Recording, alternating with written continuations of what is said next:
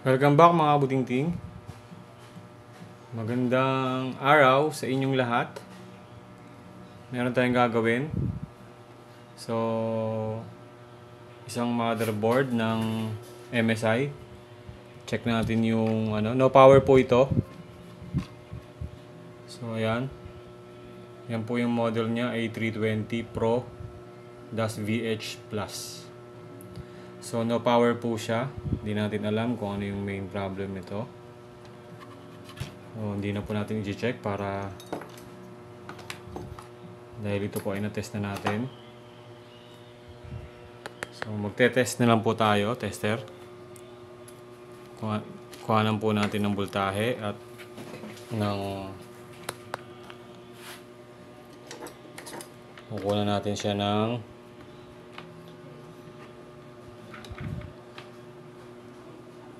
detalye.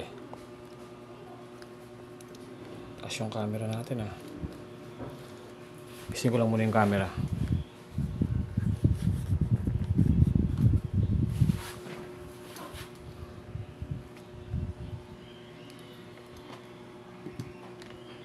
Yan. Okay. So, check natin tong laptop kung ano yung main problem niya, bakit siya no power.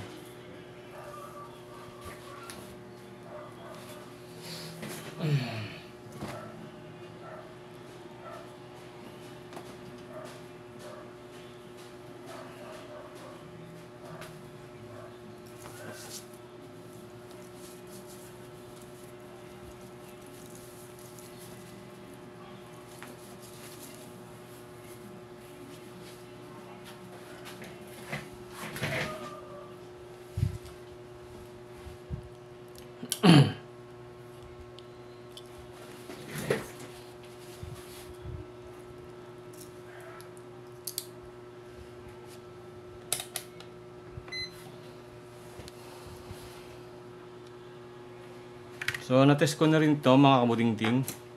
Test ko na yung CPU, yung memory, nag-check na rin ako. Then, wala pa rin talaga.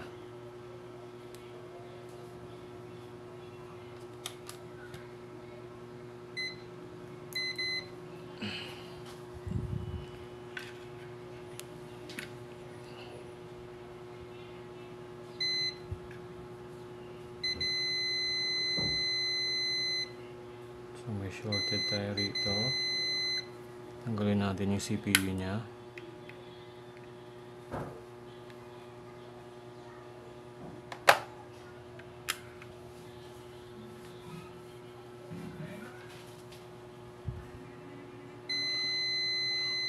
So, shorted.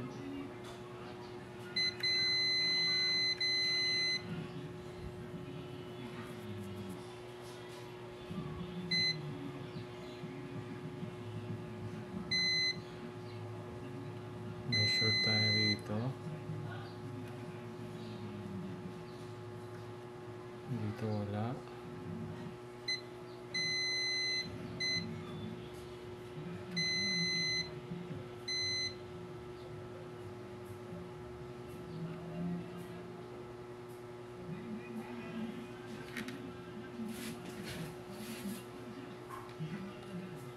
Higita ba yung ano natin?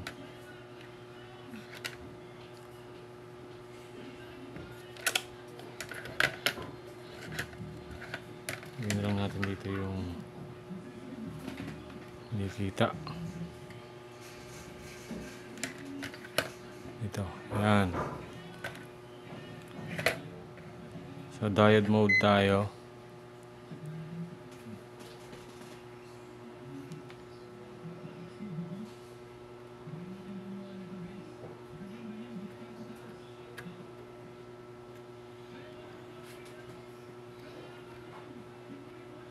So, meron naman tayong reading dito. Meron din. Meron. So, good. Good.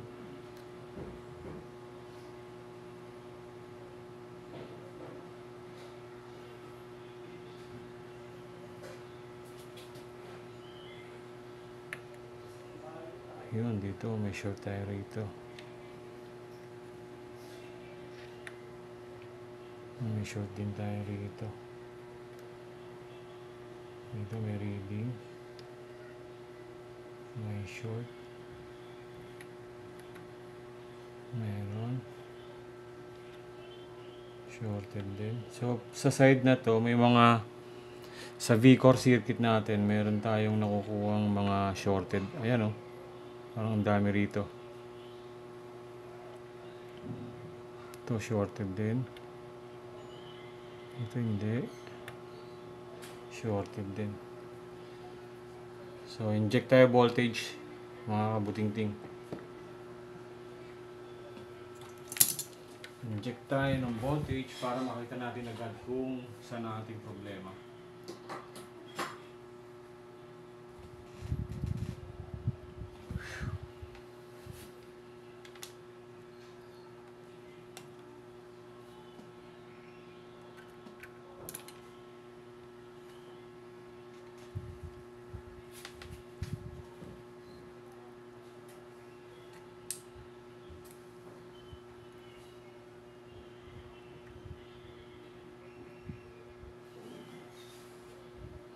Gamit tayo ng thermal camera. Ang ating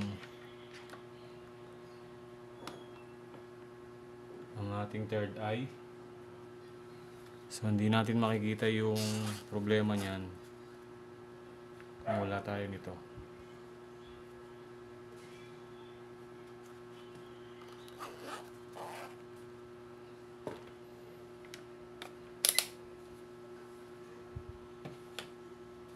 So mas madali pag meron tayong thermal camera.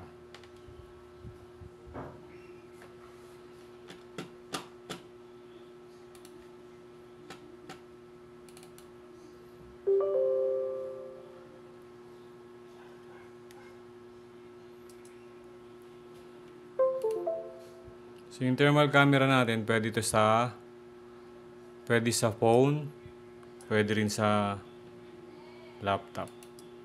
So check ko muna, maghanap muna tayo ng shorted dito bago ko pakita sa inyo. So nag-inject na ako ng voltage. Maghanap tayo ng short circuit.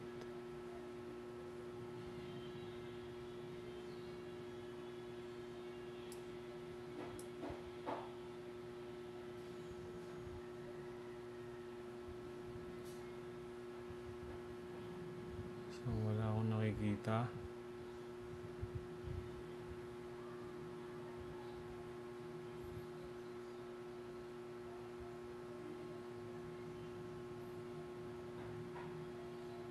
Wala tayong nakikita rito.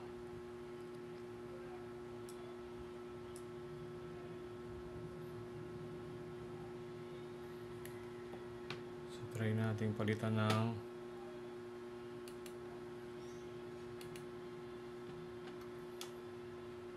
para mas mabilis makita.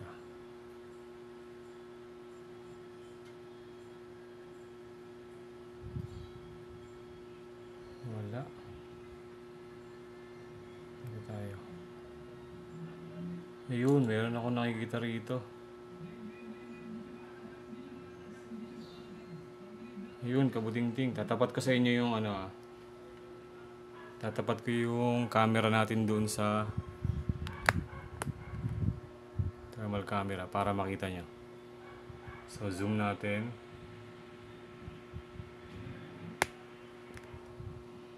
Yan.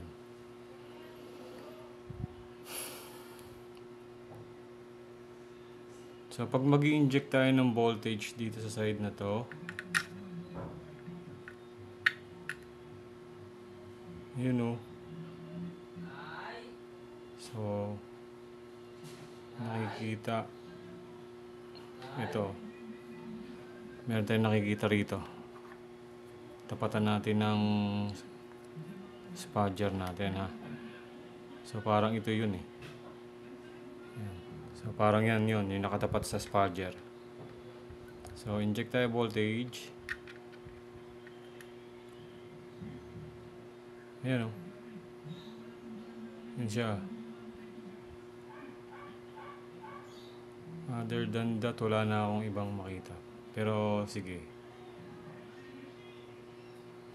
Ito, hindi naman tumiinit eh. Coil yan eh.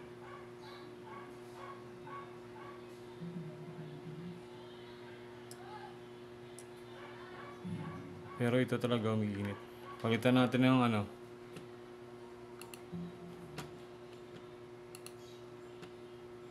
Yan.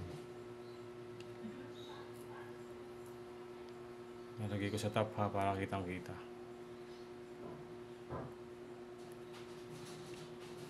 So mag-inject ako ng voltage.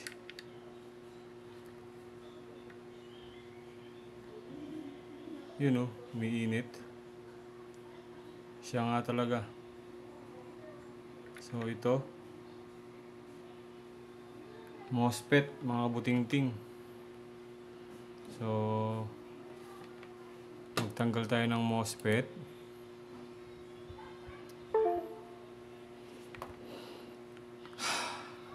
Tanggal tayo ng MOSFET.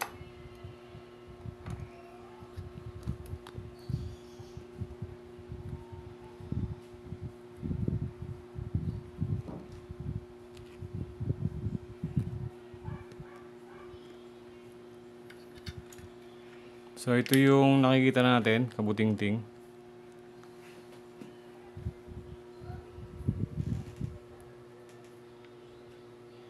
Ito, yung MOSFET na yan.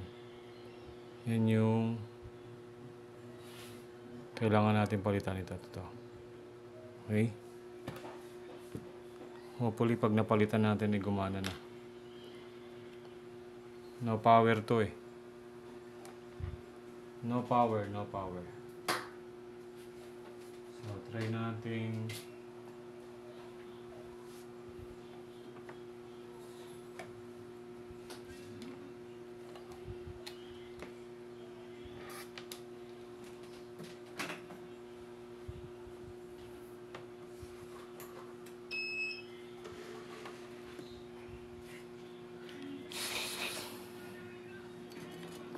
Papalitan natin tatanggalin muna natin.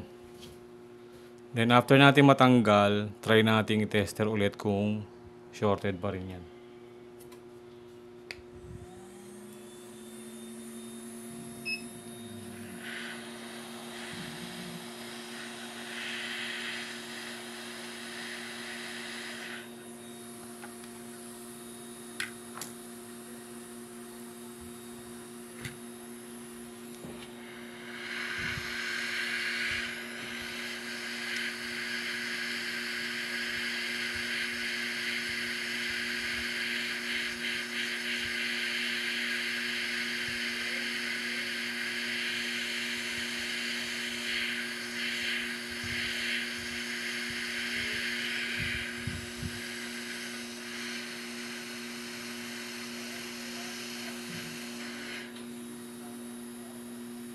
So, tanggal na natin.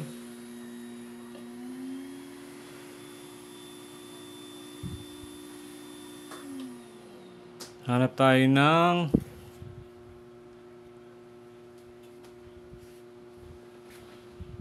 donor board.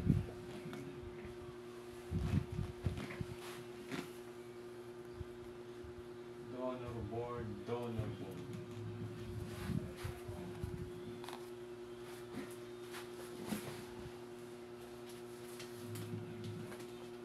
So, hanap lang akong donor board ah. So, nakakita tayo ng donor board. Same siya. Kaya lang di natin sure kung good yung pyesa nito. Pero check muna natin. Testerin natin yung kukunin natin ano.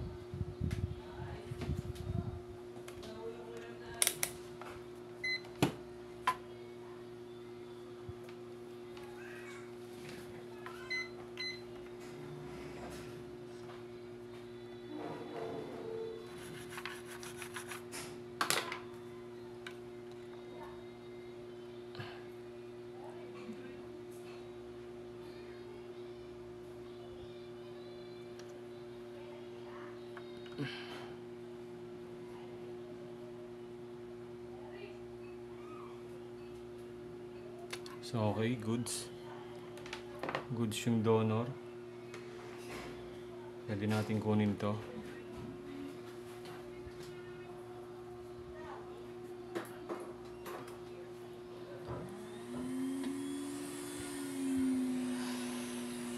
Kita ba? So mas maganda mga kabuting-ting kung meron tayong mga spare parts or mga donor board na po pwede nating pagkuhanan ng pyesa para if in case na meron kayong ginagawa na na board, tas may available kayong ito kagaya nito, same motherboard.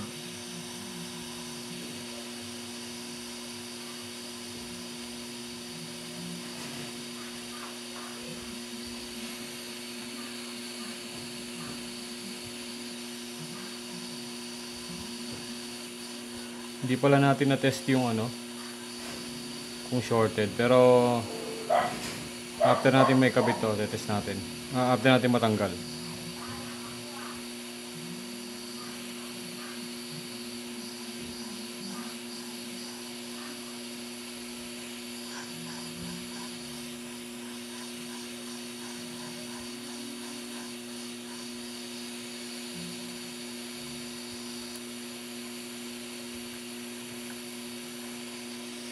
Okay. MOSFET is out. And let's have a test. English yan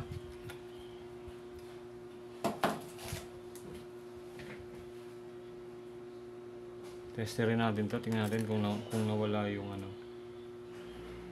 kung nawala yung shorted dito. So kanina shorted dito. Tingnan natin kung meron pa rin tayong makukuhang short.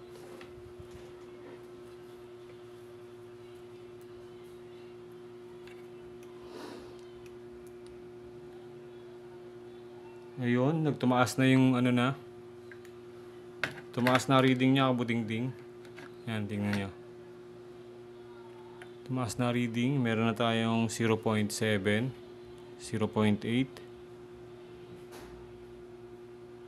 Yan, tataas pa yan kasi mainit pa yung yung board.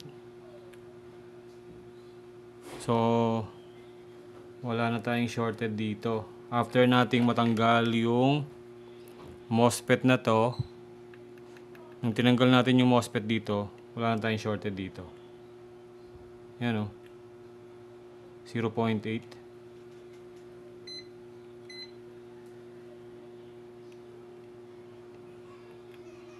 Ohms mode tayo, 2.3, 1.8. 1.3 mega ohms. So, okay na. Buzzer mode. Tingnan natin kung magbabuzzer siya. So, wala. Wala na rin yung mga nawala yung short to. Ano to source yan. So, sa drain wala. Okay.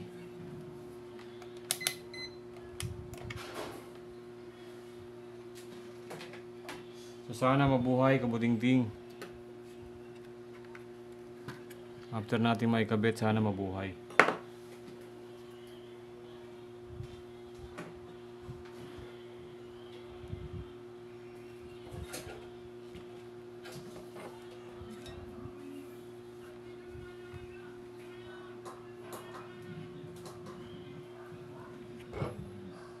So, yun na muna natin. Tuyo siya wala siyang pads.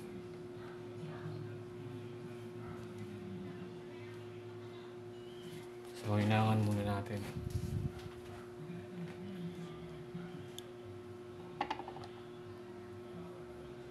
Natin siya nito. Lagyan natin ng flux.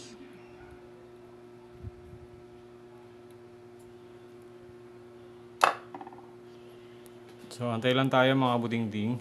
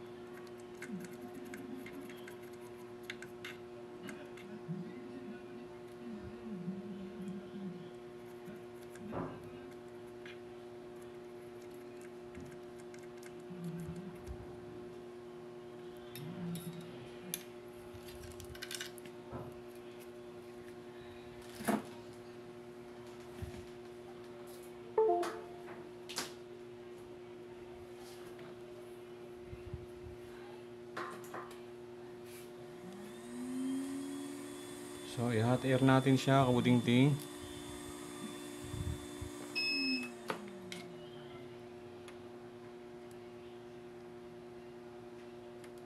Hot airin natin.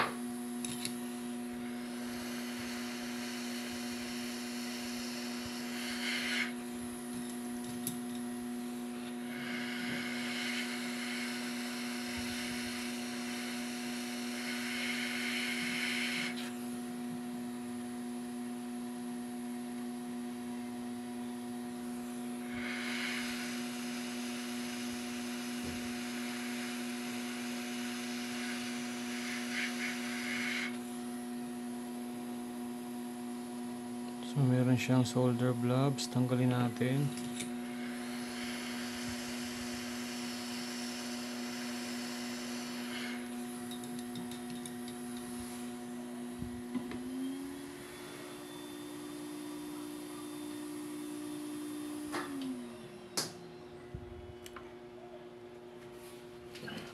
Check muna natin kung ding para sure.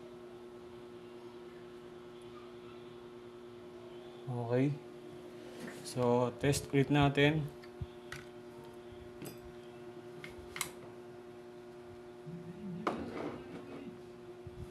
Test rin ulit natin. Kung shorted.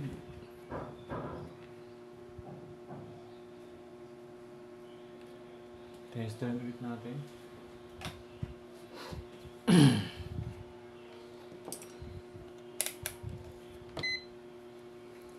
So, buzzer mode na lang.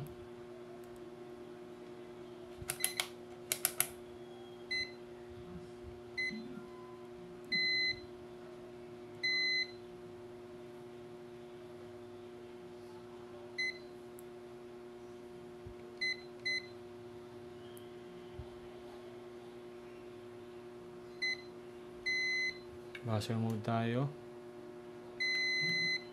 Okay, wala na. Meron na tayong meron tayong nakukuhang reading 0.5, 0.6, 0.7, 0.8. Okay na. So, try natin i-test mga buting-ting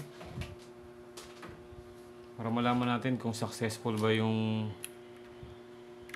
ating ginawa. Kabitan natin siya ng processor.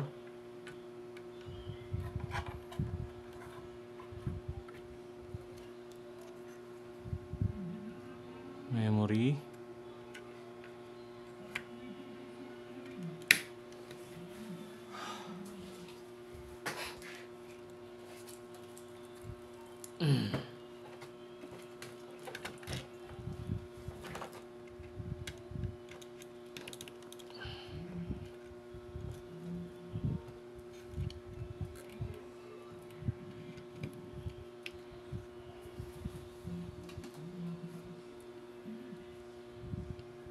So, fan.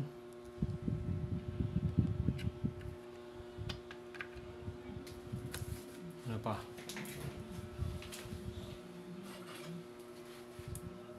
Palitan natin ng VGA cable.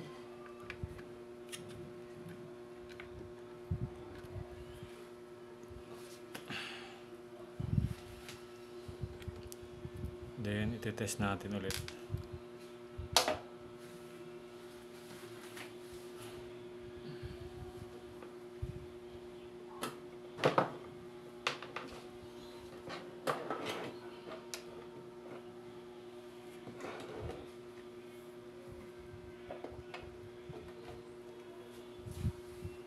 Palit natin yung monitor.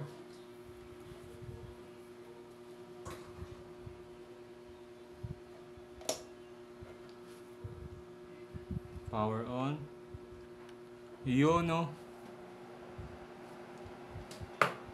Karoon siya ng ano. Karoon siya ng power. Tingnan natin kung may display.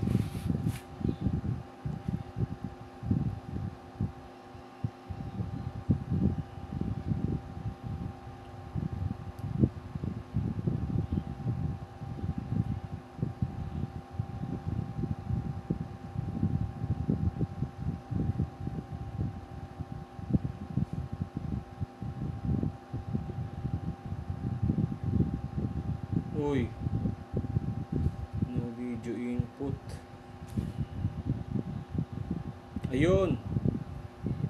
Ayun na, kabuting-ting. Nag-display na siya. Ayun na. So, yun, successful tayo, kabuting-ting, dito sa ating ano, board.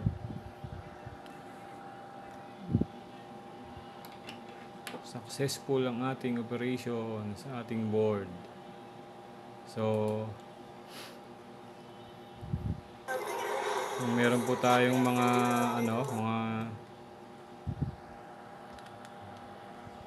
kung may mga question po kayo regarding sa mga repair, feel free to contact us. Pwede po kayong magtanong sa ating YouTube channel. Basta po kaya nating masagot. Hindi naman po lahat kaya nating sagutin eh. So, sasagutin lang po natin yung sa abot ng ating makakayanan. But for now, yung pong ginagawa natin is nakabuhay na naman tayo, mga buting-ting. Ano po to, no power po tong board na to. So nagka-power siya dahil dun sa MOSFET. Then nag-display na rin siya. So again, mga kabuting-ting, thanks for watching, and hopefully mayroon po kayong nakukuhang technique or diskarte sa pagre-repair natin. And again, mga kabuting-ting, kung meron po kayong gustong ipa-repair, pwede po kayong mag-message sa ating YouTube channel. So meron po tayo ritong nandyan na po yung ating nilagay ko na yung zoom lang natin sa YouTube channel natin. Nilagay ko na po dito sa, di ba, nakikita niyo po itong yung cursor ko. Pag kinlik ko yung videos, lalabas niyan lahat ng mga video ko. Sa community tab, itong tab na to, pag kinlik niyo po yan, nandiyan po yung ating, nilagay ko na po dyan yung link ng FB page ko and FB account. So ito po, yan pong dalawang link na yan. Yan. So nandiyan na po yung link natin. Pwede po kayong gusto niyo mag-direct chat po kayo, direct message na po kayo dito sa ating sa ating Facebook account, para hindi na po ako magpapalipat-lipat ng account. So ayun, mga kabuting-ting, kung gusto niyo pong magpa-repair ng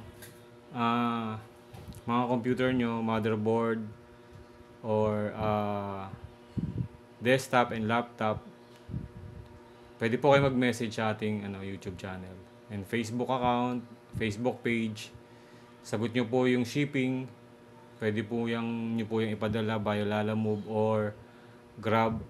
And kung malayo naman kayo, pwede kayo magpadala sa ating